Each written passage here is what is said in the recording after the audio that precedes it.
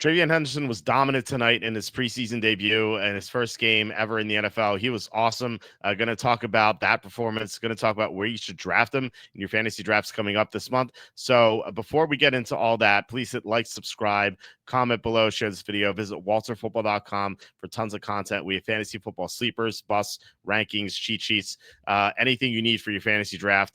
We have strategy guides as well. We have NFL mock drafts for the 2026 NFL draft coming up next year. And then we have NFL picks against the spread, also other picks against the spread too.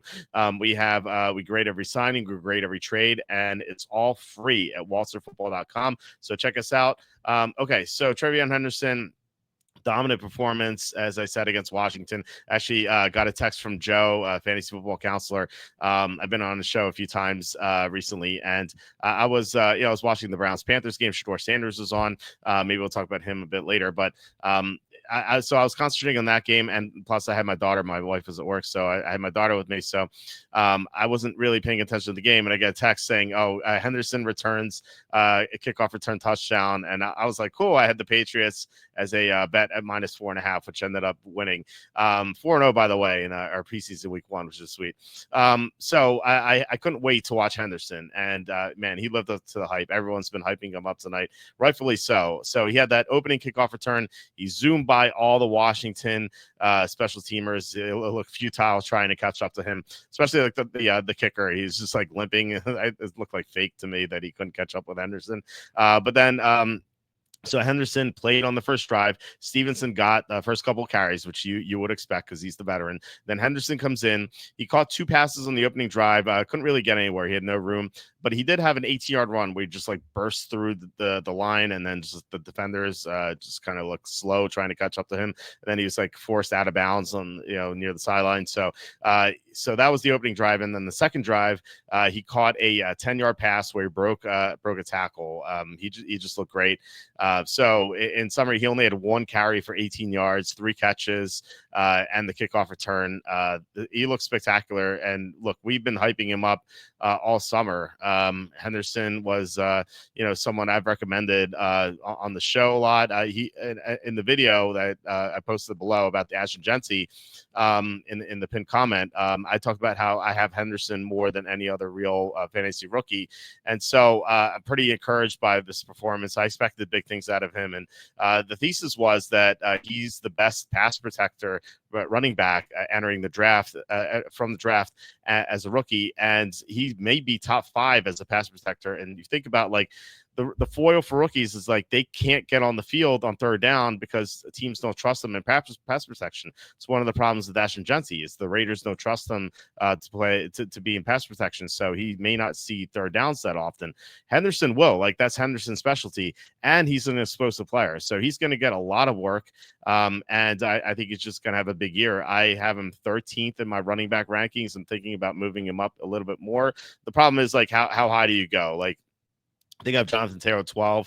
I have Omarion Hampton 11. I have Ashton Jency 10. So like I said, you can see all that on the website, walterfootball.com. But like it seems like 13th is fine. And so I'm kind of like thinking about where I should draft him. He is normally, at least before tonight, the game against Washington, he was going around, I would say like 507 to 603. That's kind of been his range. So I did one draft. I did 2 drafts tonight, which was like my 148th, 149th draft. Little nuts here. So I wanted to see where he would go, not taking him. And then I wanted to see a draft where I took him. So the first draft I did, I had the 7th pick. So 4th round, he didn't go. 5th round, he came around, and suddenly I was like, 507, I'm definitely taking him here. Like, I'm not letting him fall. But 506 sniped me. So he went 506 in that first draft. And again, like all the hype's not there yet. Some people may not have heard about it yet. And then the second draft, which you can see on the screen here, I had the 2nd pick, which I'm excited about. I love picking early. In fantasy drafts this year, I think it's much better than the picking late. I don't mind the 1-2 turn. It's the 3-4 turn that I absolutely hate. Like round 4, I've been talking about this all summer, and I may do a video about it. It's like the dead zone, except for the quarterbacks. I hate round 4. we could maybe talk about that as well here. But like all the players who went round 4 who were not quarterbacks were so underwhelming, except for Marvin Harrison Jr. I don't know why he fell. Like when he was falling like to mid round 4, I'm like, this guy tear his ACL or something. Except for Harrison Jr., all the receivers and running backs are pretty underwhelming there. Except for Henderson, I took him 411. That was part of my plan, and I took him because I saw Team One didn't have a running back yet, so I didn't want to kind of tempt fate and just try to get him at 502. Just why? Like so, I took Henderson at 411. That's maybe another reason why I wanted to draft early is because taking Henderson at 411 or 502 or 412, 501, etc. like that makes so much more sense than taking him at like 401 and 402. However, I think ultimately he's going to get there. Look, this is just this game happened. I'm recording this at 2 a.m. in the morning, and I'm sure you guys will see this when you wake up. But this game only took place like 5 hours ago, so we'll see what happens with the ADP. I would be shocked if it doesn't rise because everyone on Twitter is hyping him up. Hey, I bet him to win Offensive Rookie of the Year 22-1 at BetMGM. So like the hype is real. Like this is not fake. You see like sometimes in the preseason training camp, you see guys getting hyped up. It's sometimes fake, but like Henderson, we already liked, and we just got confirmation tonight, and it seems like the entire world is waking up to this. So I've about like 11% exposure to Henderson, and I'm trying to raise it, and so he might be the answer to this round 4 dead zone, which you can see on the screen here. So all the round 4 players, Kenneth Walker is dealing with injuries. Don't trust Seattle's offensive line, although the fullback Unz is awesome. So that might enhance Seattle's running game. McMillan, he had a great catch tonight, over the shoulder catch for like 30 yards, but he dropped 2 passes. This is a guy who lacks focus and doesn't love football, so I would be worried about him. We're going to skip the quarterbacks. Garrett Wilson, he's not going to live up to this because of Justin Fields. Mike Evans is 32 and has chronic hamstring issues. Talked about Harrison. I don't know why he fell. Pickens is the receiver too, and he has off the field issues. I don't trust them to stay right. And like Dallas has severe offensive line issues right now with their injuries. So I think Dallas is being overhyped. Like people seem to love Lamb super early, like he went 3rd here.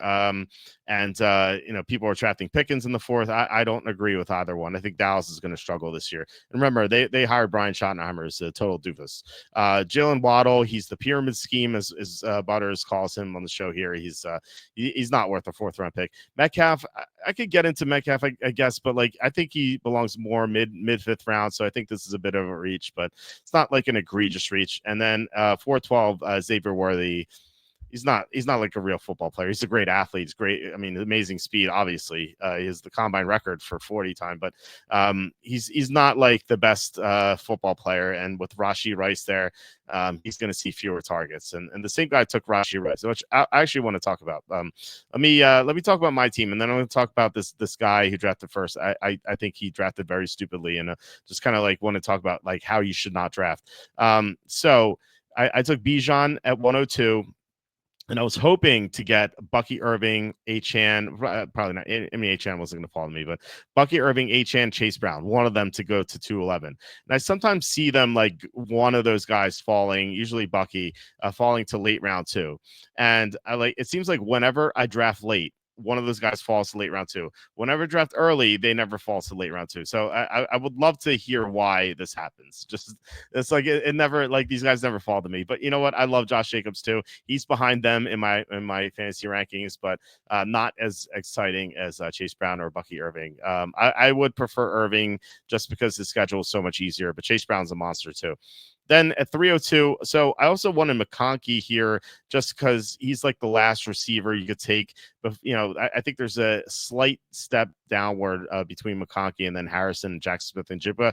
I like all three, but I just think McConkey is a little bit better. I think the Rashawn Slater injury is actually going to help him because I expect Justin Herbert's ADOT to drop. And, McConkey operating out of the slot, I think he's going to get more targets than some of those young players they added DeAndre Lambert-Smith and Trey Harris, and they signed Keenan Allen, who's going to play on the outside.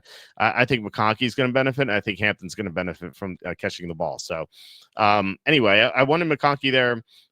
So he went at I got sniped there as well. So I could have taken a running back, Hampton or Kyron Williams. I like a lot. I like both of them a lot.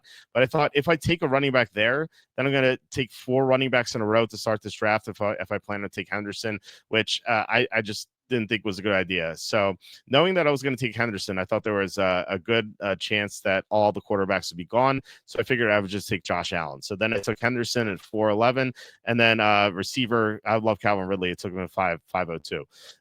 As it happened, Joe Burrow fell to 509, which I'll discuss why that doesn't make any sense in a second. But I was wrong about the quarterbacks not dropping, but I really thought Burrow was going to come up the board when Jalen Hurts went at 406. Anyway, so moving on. I took Ricky Pearsall 611. I love Pearsall and I love Emeka Egbuka. I give a slight edge to Pearsall. Again, much easier schedule. Tampa has an easy schedule, but San Francisco's schedule is by far the easiest. And Pearsall right now is like the only viable healthy receiver that the Niners have. So slight edge to him there. I love both, and I was really hoping that Egbuka would fall to me at 702. Got sniped by this guy, and again, I'm going to talk about how bad this guy's draft was. So Tyrone Tracy 811. So I wanted to screw this guy over because he was pissing me off. So he didn't have a running back until 812. So I thought taking Tracy. I actually love Tyrone Tracy. I think he's one of the best mid-round values. He is going to be the full-time running back there, not Cam Scatabo. So Tracy, I think good value. Higgins is my 4th receiver. Not like too exciting, but he could have a solid year. Drake May to kind of pair with Henderson. Usually you don't want to stack a quarterback with a running back, but Henderson's going to catch 60, 70 or even more passes this year. It's going to be Henderson's going to get so many targets this year. It's going to be crazy. 80 catches wouldn't even surprise me. So we have Tank Bigsby, who's the starting running back in Jacksonville. I took Adam Thielen. Just outside it, like there's no one else who really excited me. I only had 4 receivers. I don't know. It's just an okay pick, I guess. I'm not a believer in McMillan, so maybe Thielen has one more good year. I love Garendo. You guys heard me hype him up so much. He's in the top 5 on my sleepers page. So is Dante Thornton. So is Woody Marks. So I got all my sleepers here. I didn't have a tight end, by the way. Just it felt like all the value was gone. I usually like taking Tyler Warren or Tucker Kraft in the mid rounds, but both of them were taken before I got a chance to get them. So I went with Freiermuth, Theo Johnson, and Higbee. I like Theo Johnson and Higbee a lot. Freiermuth has to share the snaps with Johnny Smith, but I think Aaron Rodgers is gonna he's gonna pepper both his tight ends a lot. So I'm like 16th round's fine for Freiermuth. Daniel Jones, I like having 3 quarterbacks here, and then Troy Franklin's good sleeper. So I said I wanted to talk about number 1's team. So he started with Jamar Chase, which fine. And then he went Trey McBride, T Higgins. I don't like McBride, but like I'm not gonna hate on the pick too much. It like McBride's going to be a consistent player for him. He's going to be productive. I just think he's going too early. I'd rather have a running back. Like I'd rather have gone if you wanted Higgins to pair with Chase. It's like okay, fine, but then like try to get a running back early. Like I think you need to get at least 1 running back early, if not 2. So try to get Omarion Hampton or Kyron Williams at 212 or 301, or why not both? It's that's kind of what I would do. I don't really like pairing Chase and Higgins together anyway, because it seems like the two almost never go off together. Like occasionally they do, but usually it's like Jamar Chase having a great game, and then it's like Higgins having a great game.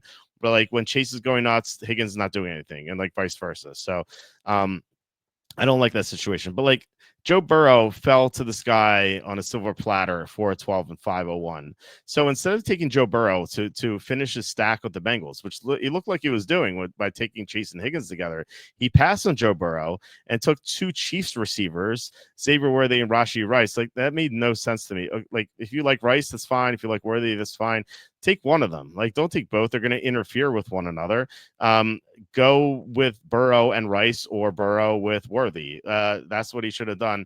And then he kind of like maybe he had regret about passing a Burrow. I don't understand. He took Mahomes to 612 when I've seen Mahomes drop to the 8th round. So he reached on this guy just because he screwed up earlier. And then he took Ibuka, which that pissed me off because I wanted him so much. That was actually a good pick, but he didn't have a running back yet, and so he was kind of screwed on these running backs. He just went 0 running back strategy, which I think is a losing strategy. So Jordan Mason, who's splitting the touches. He has Jalen Warren, who's splitting the touches.